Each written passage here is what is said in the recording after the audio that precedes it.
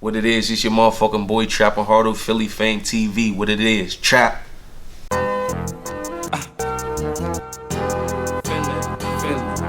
F.A.M.E.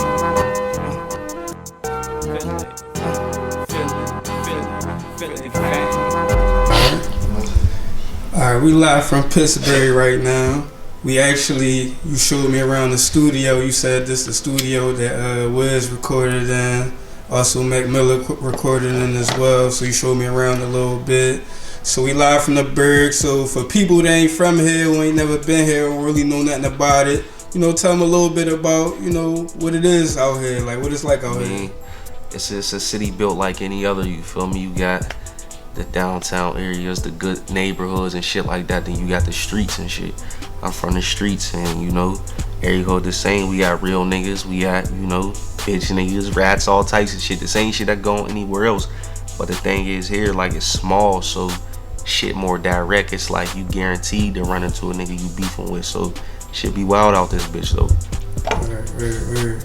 And I actually first came across you, was introduced you through, I think it was Meek had posted a pic with you on like Instagram or Twitter. I don't remember exactly. When we first linked I know it was a up little minute ago. So I started doing a little bit of homework on you and been following up with you ever since. Know what I mean? So speak on like how that came about, like how you end up linking with Meek, and I know y'all did a record together and all that. So talk a little bit about that. Yeah, he knew of me when I had first put out this joint called Cutthroat back in 2011, but I went upstate and shit. The video had went viral. I had all these guns. It was like the first like wild ass video ever and shit. So people thought like I went to jail for that shit, but I didn't. I had a drug case. So he ended up catching on it then. So he was familiar with me. And then what was that? End of 2015, I put out this joint called Shooting Back with my bro Jimmy Wopo and shit. Rest in peace, Wopo. And he had caught on in that. So we had exchange contact in the DM from there, and that's how I ended up going up there fucking with him. Okay. And doing my research on you, I realized that you actually went to the same school as Meek Mill. Yeah, we used to ride the school bus together. Like, it's crazy. Like, the first like songs I ever made and shit was like in Meek Mill's crib that I like recorded on a record and shit. But like I was just always overhearing him, was talking about this studio in his crib. So I approached him one day, like, I'm trying to come over here and record. So he is fuck with me. He's telling me like, bro, you might be one of the hardest that ever came through here and shit, like, to fuck with him. But I wasn't like having no like rap dreams or no shit like that. Plus I was in the streets. He was in a different demographic in life, so I really wasn't giving a fuck about what he was talking about at the time. He ended up blowing up and shit. That shit motivated me and shit. But after that joint had dropped and I went to jail, when I came home, he reached right back out like, see, like I told you and shit, like you had the potential and all this and that and third.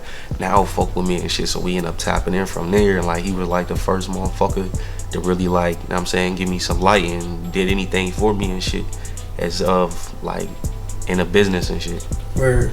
And didn't he have like a little show on MTV or something like that, and you was actually featured on there as well? Yeah, put me on there. It was the Most Dope Family. It was like a little Pittsburgh episode. He put me on there and shit. That's like when I first started fucking with him, when I came home, when I was talking about and shit, when he had first reached out. So put me on his TV show, got on joints, put me on his shit. Like, he was doing a bunch of shit for me. Right. And yeah, he just recently passed like a little over a week ago. So bands, though you did grow up with him, I know, like, what's your thoughts on how that whole situation, like, where was you when you heard the news and stuff like that? I was hearing shit when I heard it and shit, like, it was unexpected, you feel me? That's my man, like, we've been fucking around since like 2008, you feel me, like 10 years since high school. So that shit, definitely hurt a nigga and shit, and it's unfortunate, but it's like, it's an eye opener. A lot of motherfuckers doing drugs and shit like that, man. You just never know. Niggas cutting shit with fentanyl, that's supposed to be the word. There might have been fentanyl in it. So people cutting shit with Fetty, you don't know what you getting these days. So anything could kill you. Like, he wasn't depressed or trying to kill himself or nothing like that. That shit was a whole accident just off of doing drugs. So niggas gotta watch what they doing for real. Word. And you had mentioned Jimmy Wopo too. He recently passed like a few months ago, and that was somebody you definitely did work with as well. So speak a little bit on like how you come to know him and what your relationship was like, and how y'all come to make some music together. Yeah, and that shit, you feel me, that hurt it even more, because like he from the streets just like me. Like, he really like from this bitch too, like no like fake flaw and none of that shit. Like he about everything he was talking, you feel me? But like to see it go down like that, cause you know sometimes we get too stuck worrying about the streets instead of removing ourselves, and it just was nutty. Like, but my man who was on the record, Drum and shit, who in the studio with me, he introduced me to him and shit. Like that's his young nigga, they from the same hood and shit. But yeah, that shit was the worst though right there, man. That shit fucked the city up. Like he's the biggest on the up and coming and shit out this bitch. Word. And y'all actually had a record together with Wiz Khalifa on what was that, Rolling Papers 2? Oh yeah, the Blue Hundreds. Right. Yeah, it's the first feature on the album, man. We had the joint called Today's a Good Day. That was on me and Wopo's mixtape TrapnHardo with Wiz and shit. That shit did 10 million on Spotify. That was a big record for us and shit too. Right. And I seen that you definitely was on tour with Wiz. I seen you on stage performing and all that. So what's the connection with Wiz? Like how you come to know him, how you come to get on the album, how you come to be on the tour and all that. Like give him that. Once I started, you feel me, getting shit popping, Wiz definitely like stepped in too.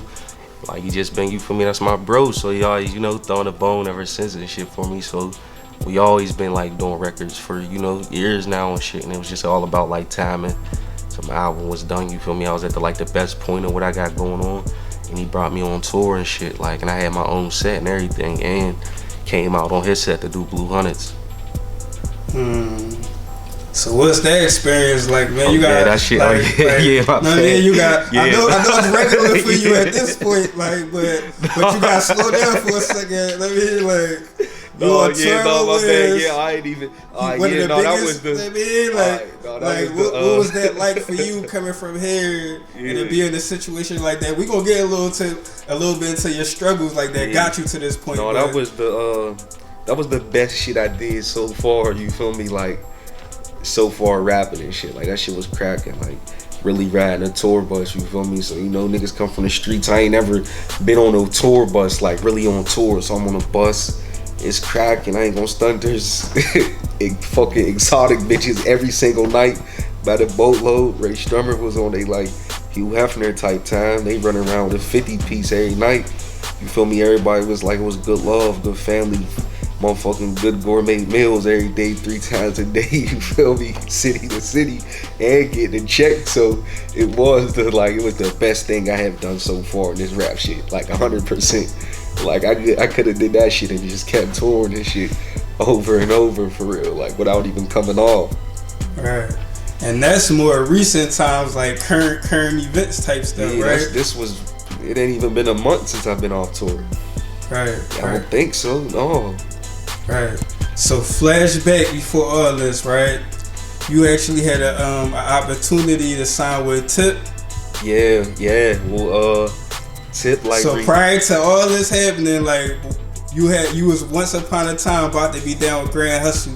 No, what happened was I had this joint called Stressing.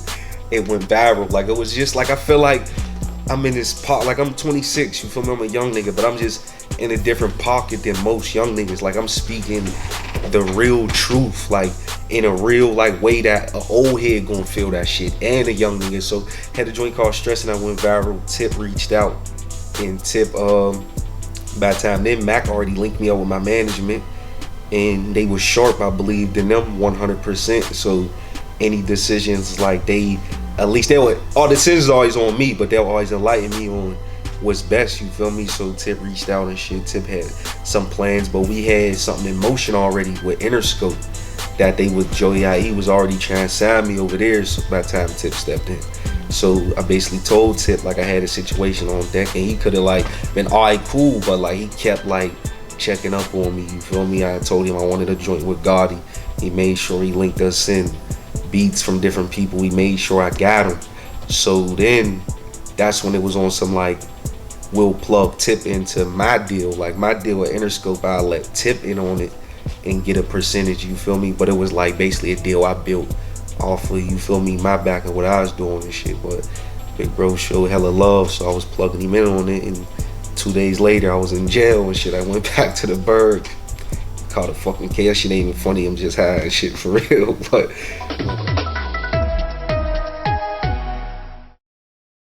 a local Local rap artist remains behind bars charged with drug possession and running from police. We were there as 21-year-old Joseph Barnett, who goes by the stage name Hardo, walked into court for his preliminary hearing. Now that hearing was postponed a second time. Barnett faces charges after he was arrested in Wilkinsburg in August, accused of having heroin in his car. Police say that he didn't have a valid driver's license and tried running from officers. Barnett, who just signed a multi-million-dollar contract with Atlantic Records, remains behind bars. Went back to the Berg and then ended up being in jail for 2 years and shit. So labels is calling, seeing where I'm at when I'm gonna sign this paperwork. We trying to spin them, saying that, you feel me, I'm on a little vacay. I'm trying to pay some young nigga to take this case.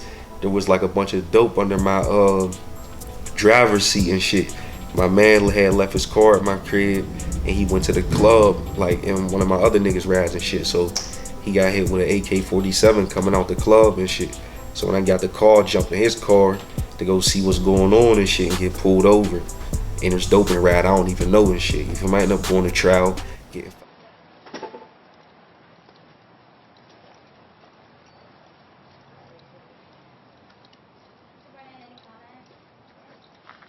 Levels to this, man, what they never saw, man.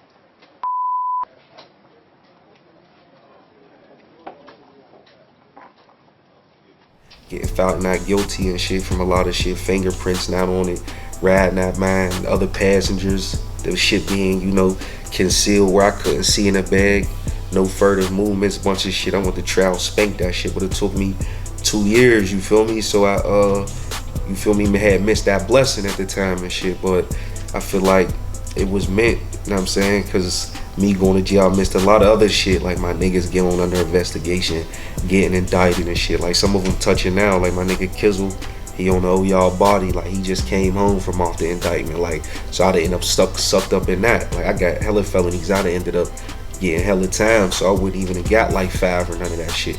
And you know, niggas was really getting to the bread, like I ain't no like petty hustler ass nigga, like niggas was really copping birds and shit like that, you feel me, at the time of when I was involved in this shit. Young niggas, 19, driving foreigns. Like, I've been driving a foreign since a nigga been driving. Since I had my license, I've been driving foreigns. Like, on some real shit, you feel me? But shit came with a lot of downsides to everything, man. Like, missing all those blessings at the time. But I came home at the right time where I got to be upstate and see what was on. Well, matter of fact, I was upstate previously, so I went back on a violation and shit. So I was on parole, I went back, had to go back upstate and fight the case. So I basically ended up maxing out from upstate, you feel me? Sitting, rumbling my case. But back upstate, you know, around more lifers, learning more shit, understanding what's more important. And I came home just with a better mindset. And it's like, it's more laid out for me. My music mean more, so just a lot more shit that just connect with me going into the game than going into the game where like my mind probably wasn't in the right place. You could end up falling off, you know what I'm saying? So me going in at my strongest point is like right now and shit. So I got plays on the table and shit. So it's about to be extremely litty. Okay. So after you caught that case, sometime after that, then Tip actually shout you out on one of them songs? Yeah, he shouted like, me. so he shouted you out while you was booked or when you came home? I was booked still. Like I was on, it's crazy because trial was coming up.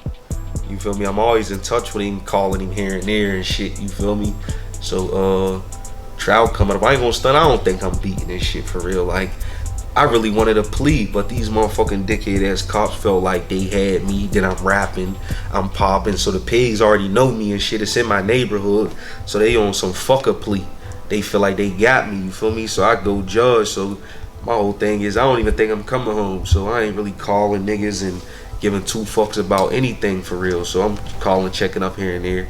I hit Tip, he tell me, oh yeah, I shouted you out in some song and shit that I had made and shit, blah blah blah. So I'm alright, period. I'm trying to hear it. He's like, I'll let you hear it and shit, blah blah blah. But he ain't let me hear it over the phone that day. So I ain't thinking that it's about to be a banger. That's on the radio all crazy. So like one night, I think I already had beat my shit. Yeah, I ended up going to trial beating it. Had to go back upstate and shit until they released me. I think I'm sleeping in the cell. They're ready, the TV on, like the heat or something is on late night, but I'm asleep though. But I hear Tip's voice in my head and shit, and I think I hear my name and shit. Boom, so I wake up.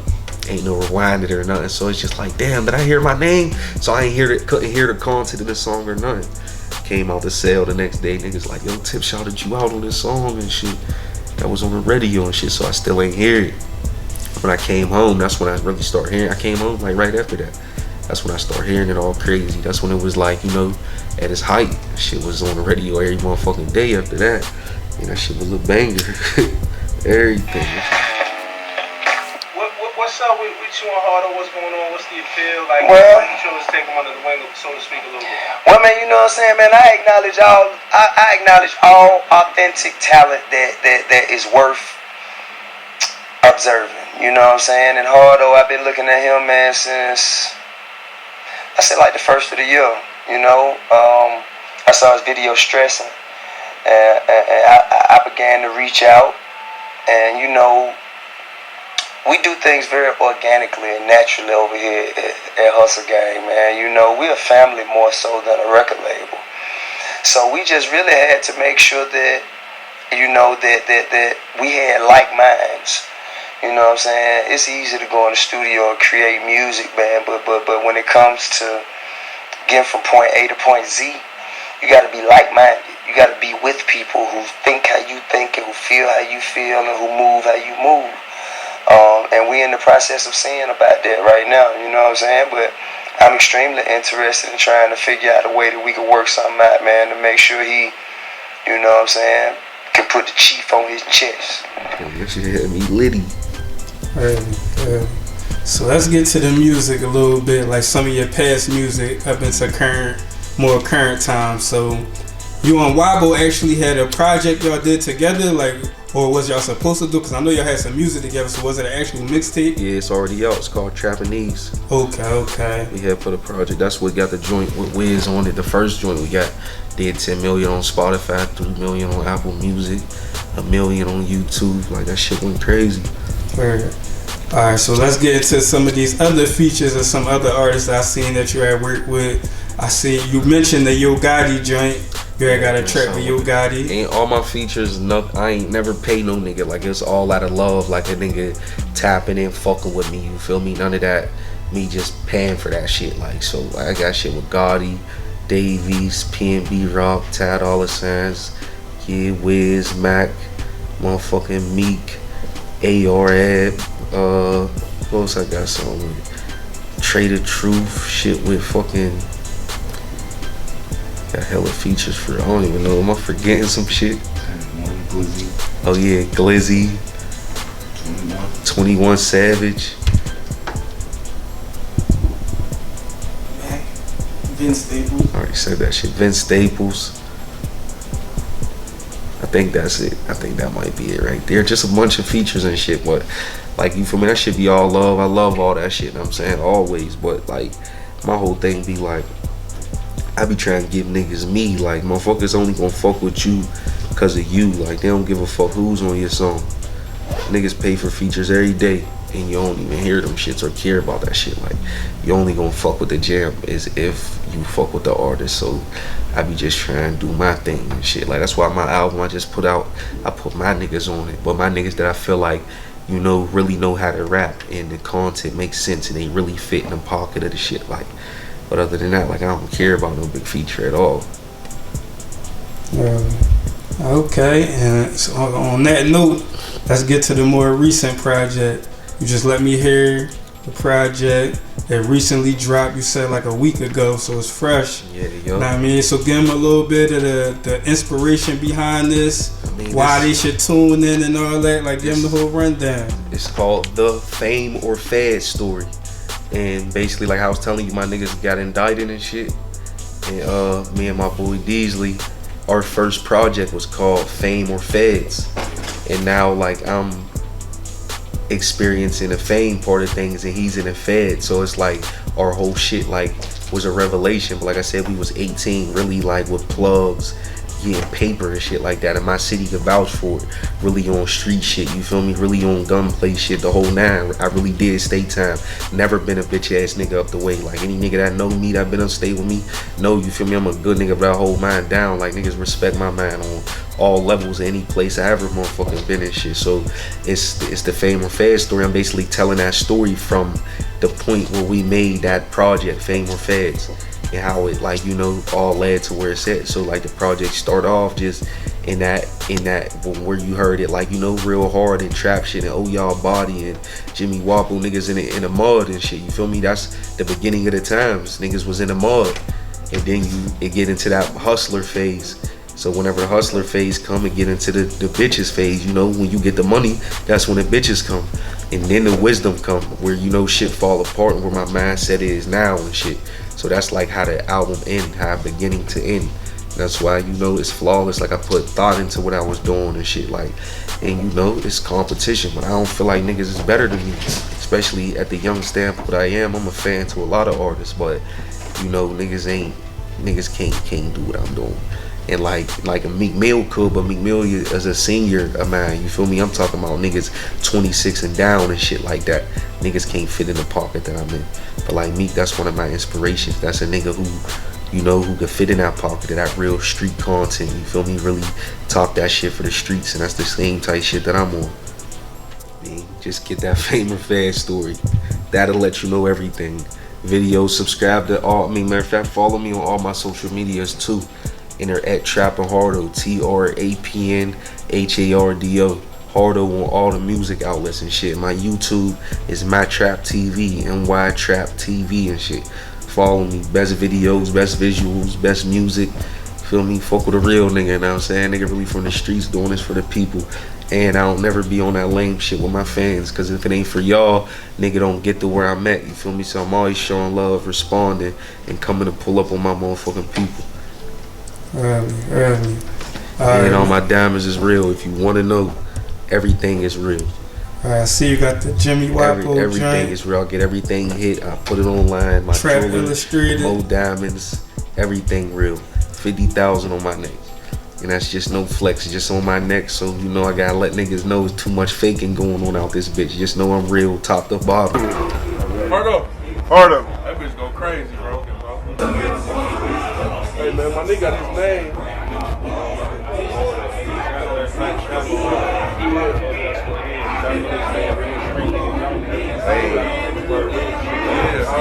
Bro got his name in the run. Yeah, I'll get my shit in the road. That bitch playing, still saying. That shit's stupid.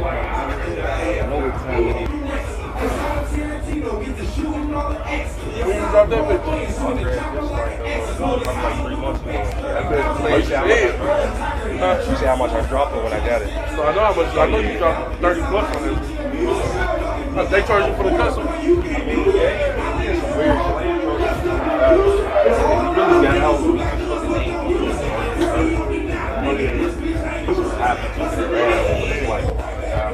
I had one like this. I had one just like this. I know when I should be my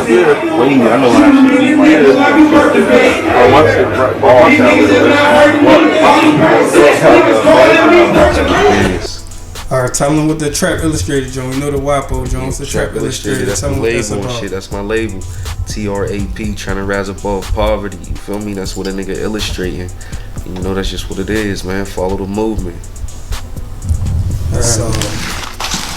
So not only is it on all digital platforms, know what I mean, but you just went and grabbed a couple hard copies for me, you know what I mean? So you got some hard copies of it too. So I'm gonna have a couple hard copies for anybody that want them. The first couple people that hit me, y'all can get a copy. Put your people right on game. Now it's a lot going on this cover, man. So from the front and the back, so I need you to explain. I'm gonna put the cover up so they can see it clear, but I need you to explain the actual artwork. I mean, it's a lot going on here, you feel me? Put a little light on it.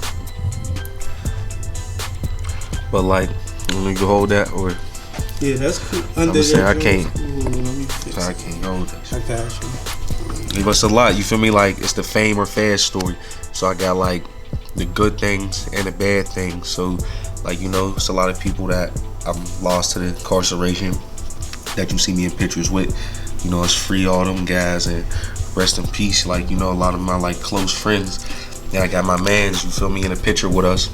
And you see, I'm the youngest. I'm like 17. Everybody else like 20 plus. So that's how you know where my state of mind was at the time. But my man, I got scratched out with the Hardo ring.